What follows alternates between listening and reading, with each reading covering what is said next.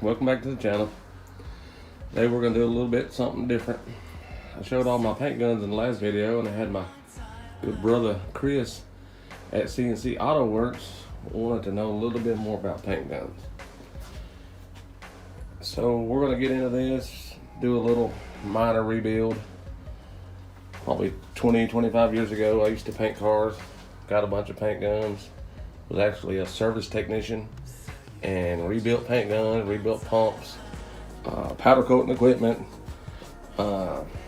Just don't have no video from 25 years ago. But we'll get into this and show you a few things about this gun and a few things what to do and what not to do when you take it apart. So we'll set you up and we'll be back in a minute. Okay, we're back. We're gonna give you a few tips on taking a gun apart, what to do, what not to do. Pretty much just go through this little gun and clean it up and put a couple new gaskets in it, and so we'll get started. First of all, this is a gravity fed gun, so you have a cup on top. Some guns are siphon fed, and you actually have a cup hanging off of it. So pretty much most of the cups will generally just screw off the top. Some of them do have threads or flats right here where you can put a wrench on. This one does not. So you can see right here, this one actually had that. This one has a little gasket. All of them has a little gasket, so when it seals down. And if you got a pretty good gasket, you ain't really got to have the cup screwed down real tight anyway.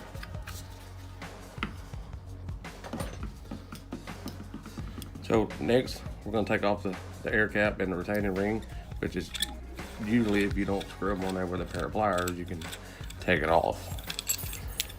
And then you've got your retaining ring, and you have your air cap, and you have little tiny holes here and here, and you have holes here and here, and this is what the actual air blows through and atomizes the paint. So when you do get done painting something, don't ever stick anything in these holes. Anything metal, if you distort any of these holes in these air caps, and I think I got one over here. This one right here, you can see it. This one right here has been tore up. The prime example of do not stick nothing in the holes when you're cleaning it up. If you damage it, your paint won't spray right. It can spray off to one side, it can spray to this side, it could just not spray right. So whatever you do, don't stick anything in these holes. If you have to, take a toothbrush or something like that. And if you have to get anything in there, take a toothpick. Nothing that's going to damage the metal.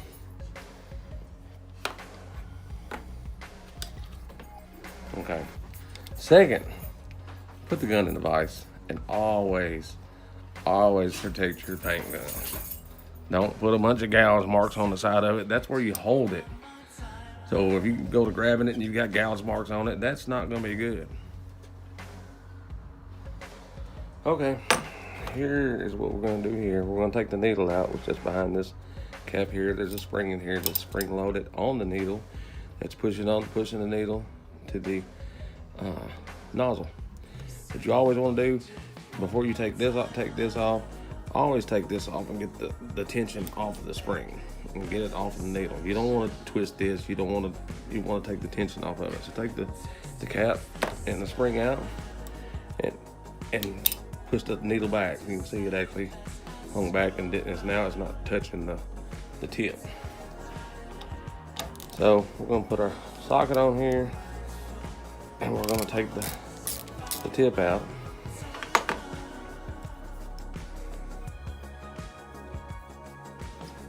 Which I think this tip is still good. I think it's just dirty. We'll find out when we hook it up after we get done. It's still got some paint in it, but it's not got too much damage on it. Generally, if you take care of one decently, it'll last for a long time. So now what we're gonna do is see if we can pull the spring out. Not the spring, the needle. So let's see if we can get a good video. You can see where the packing's going on the needle a little bit. But overall, it don't look too bad. The packing that I'm talking about is the one that's right here. It's right here in the, where this little nut is, there's a little packing in there that keeps paint from coming out of here and leaking past the needle. Okay, so let's see, take this off. Here's the baffle, which it always sits on there like it. Yeah. This is actually what distributes the air around and then sends it through the air cap. And you got a little gasket right there that seals to the front.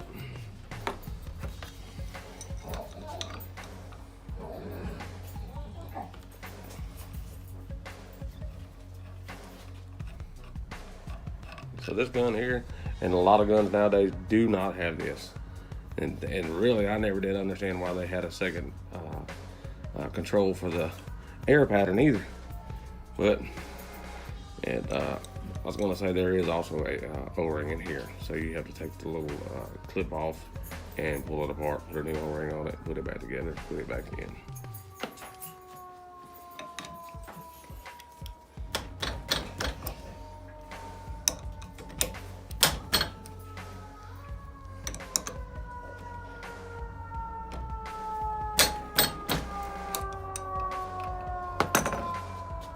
That one didn't want to come out.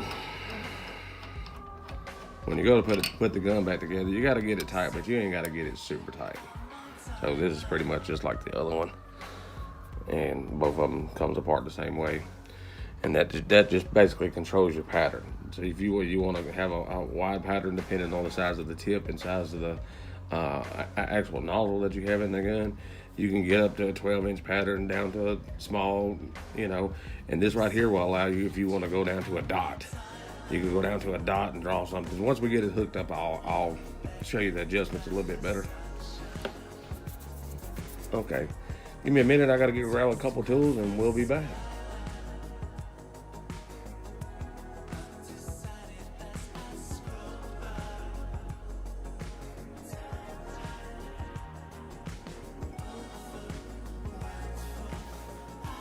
Okay, next, if you're going to tear it completely apart, we'll take the handle off of it. And I was trying to take the handle off, and I think I'm still going to take the handle off of it. But I'm gonna have to cut one of these off. They just don't want to come off. Or I'm gonna try something off the camera. Kind of tired of messing with it tonight. But you would take this other nut off here, in which we'll take it off in the next video. And there's a little packing that goes in here.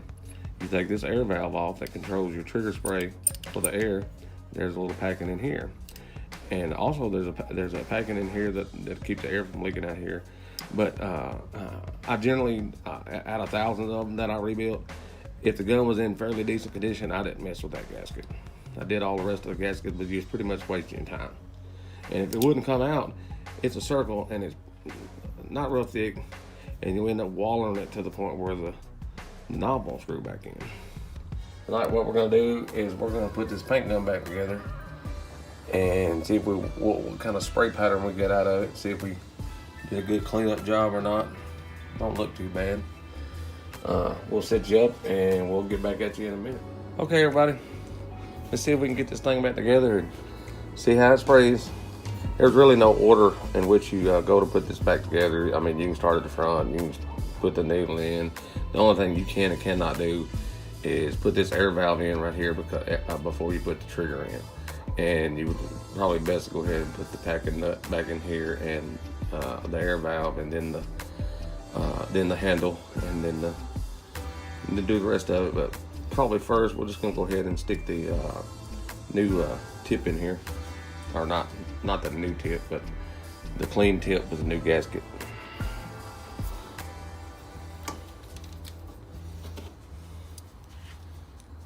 So, got the baffle cleaned up pretty good.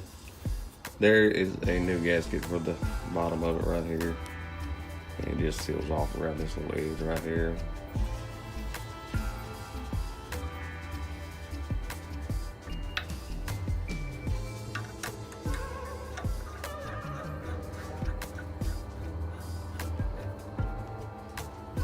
Now this tip, the nozzle, fluid nozzle, needs to be in there pretty good and tight. I think I think it's 50 foot-pounds, 60. I don't remember exactly. I never did put a torque wrench on it. I just made sure it was good and tight. And if you do not get this good and tight, your air and your paint will mix together, and it will just explode out of the front of the paint gun. You know.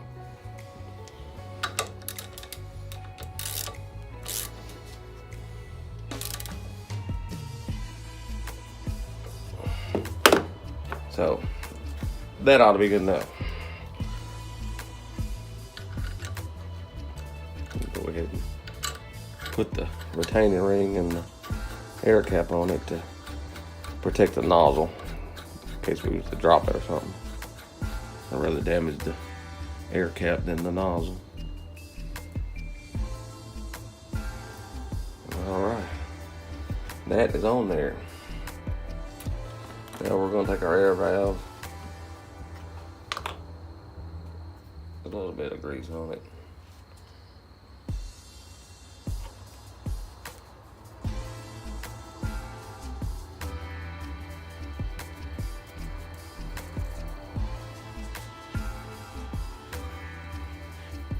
I normally lube up everything with spray gun lube, but I don't have any spray gun lube, so I'm using the whatever this is that comes with the gun cleaning kit from Harbor Freight.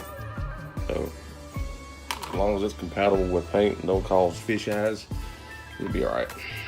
So we put a little bit on that sealing point right there, and it might not hurt to pull this out, and we'll do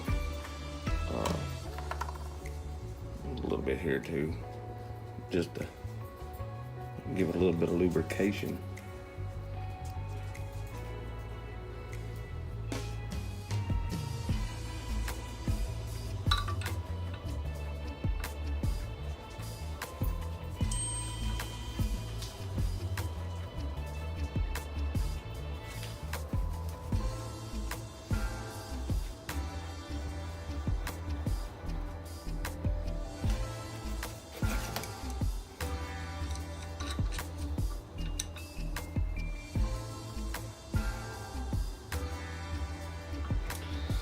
Alright, now that's good and tight.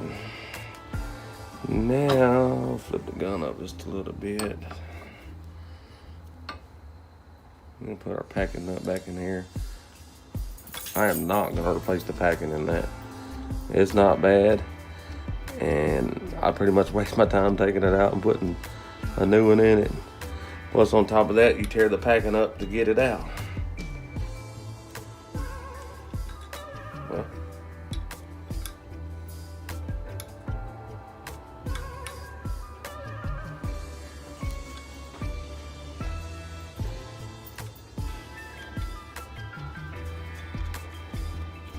to get that little packing out of there.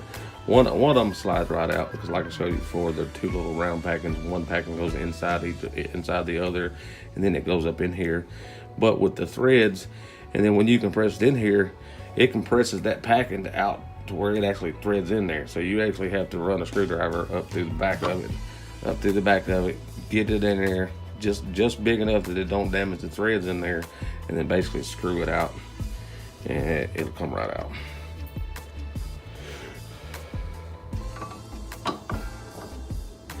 Alright, so I'm gonna put the needle in it, and I'm not gonna put nothing up here, just about where the packing is, just put a little smooth on it.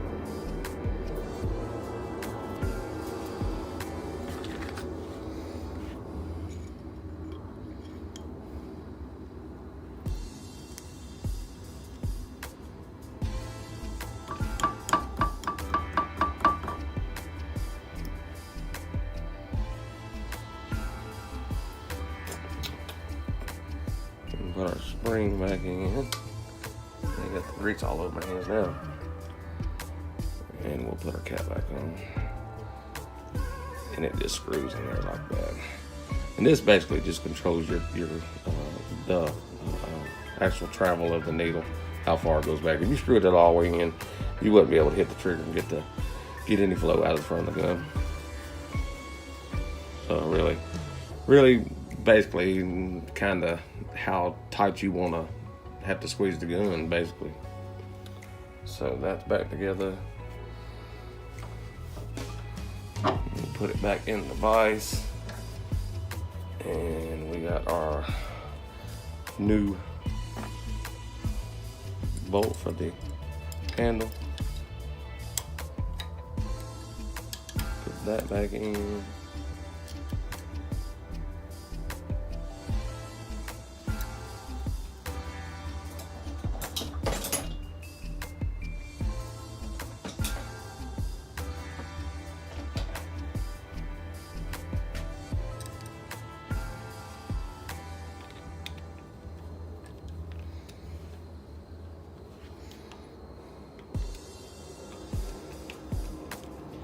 Now this little nut does not have to be super tight. It's got a little bit of blue thread sealant, Loctite, whatever it is from the factory on it, and it does not have to be that tight. So these two parts here, the air control valves, the fan controls, I did not take them apart. I did not do nothing. And basically all I was going to do, because I looked and I did not have the gaskets that go in here, the little O-rings. And basically all I was going to do was put a little lube on them, but they feel fine, so we're just going to put them back in. We're just trying to see what this gun do anyway. So if it was an overall rebuild, we would tear the whole thing apart. We would soak it, we'd clean it up, try to make it spick and span as possible. And so I made it right there. Oh, I was going to put it where the cup goes.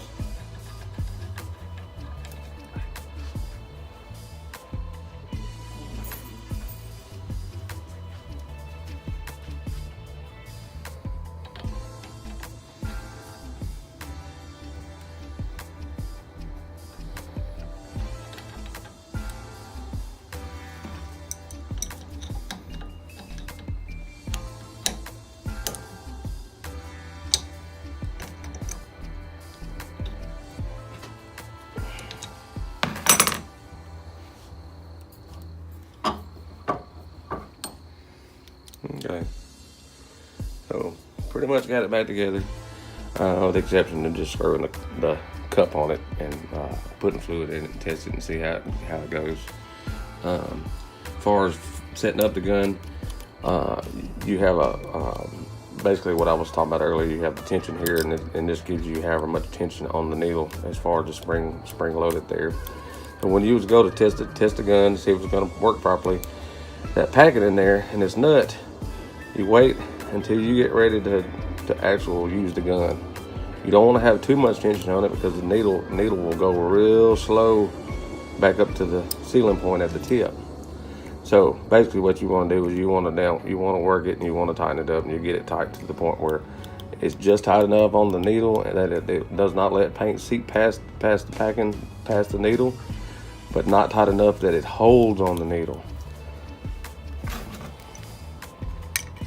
Now, it's supposed to be a tool made for this, but I don't have it. And I guess I could find a little, but I just put a little bit of tension on it and see that's too much.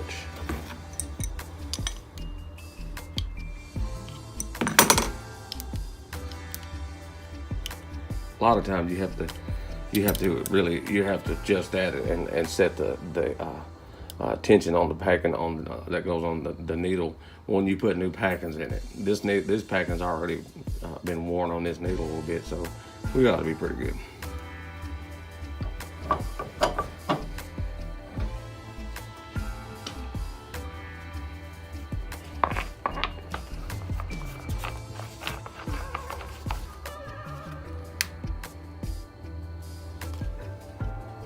This thing actually needs a new cup on it. But I don't paint anymore. And I hadn't painted anything in 25 years except for porches and houses. So we're gonna get some air and we're gonna put some water in it because I do not have any paint. But we're just gonna do it for testing purposes and see how it works, and we'll get back at you in a minute. Okay, everybody, let's see what this thing does.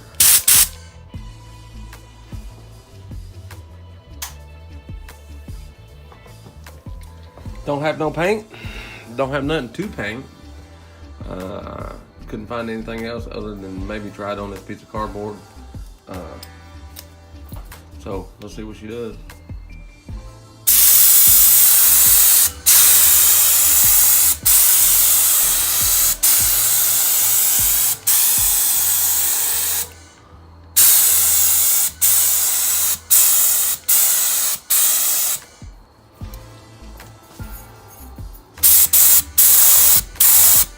Which, this is water. I wish I had some paint. Maybe another day we'll find some paint and hook up, mix up, and spray something. But as of right now, paint gun works pretty good. Not leaking past the tip. We don't have any air leaks. It is rebuilt. The tip and needle combination and the nozzle does give probably about a 5 or 6 inch pattern. We might dig out and see if we can come up with a bigger pattern for it. I'm pretty sure I probably got the tip, nozzle, and needle for it. I'll just have to find my manuals that tell me what combination to put in it. Okay, we're back. We're probably gonna end this video talking about a different type of paint gun. The one that we're taking apart and rebuilding is a gravity fed, which has the cup screwed to the top, just like we took off the other paint gun. This here is a siphon fed gun, which basically is just upside down. One sucks the paint out of it and uses air to suck the paint up and out. The other uses gravity, so pretty much using less air. Not a lot of difference in the guns. Still got the same needle and caps and air valves. But you see this one does not have the second air valve. Does not have the air valve in the side. And this air valve is not the same as this. It's actually quite a bit longer. There's a one that would go in here. So that's the difference. This gun is probably 20, 25 years old as opposed to the other one being 30 years old. So got one fan control as opposed to two, one here and one here.